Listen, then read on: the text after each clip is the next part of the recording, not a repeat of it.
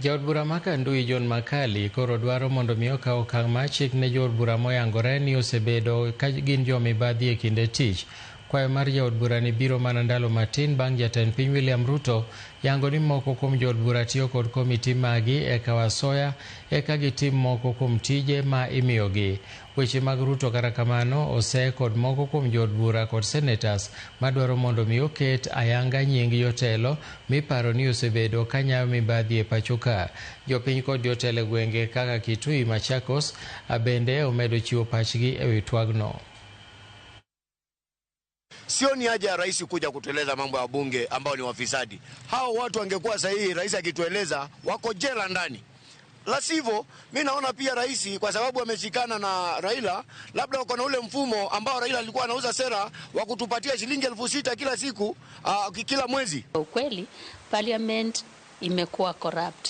Na tukiangalia kwa nini tunasema imekuwa so much corrupt, hata kama hapo mbeleni ilikuanga corrupt, hii ya sasa imezidi.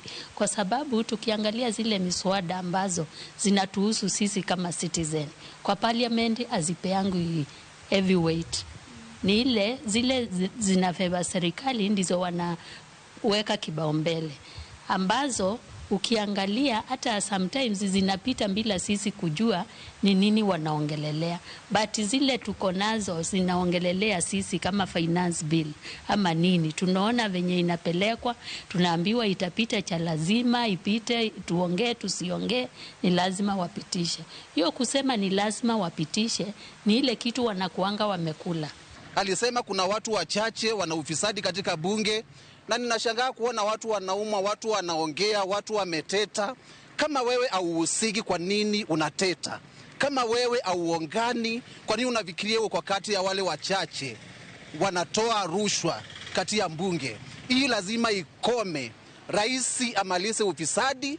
Ufisadi kwa yeyote anayeleta ufisadi katika nchi yetu, wawe ni wabunge, wawe ni senators, iwe ni state house, lazima ufisadi uishe. Sasa wale watu ambao wanaharibia majina ya wabunge,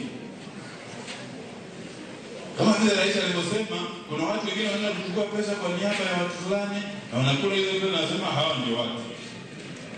Mimi nataka kusema hapa kama vile rais alivyosema, wale watu waliotoa pesa kama rushwa, wale watu waliopokea rushwa waweze kuchukuliwa hatua ya kisheria, waweze kufanya upelelezi, wale watu waende kushtakiwa kotini bila kuharibia majina ya watu wengine.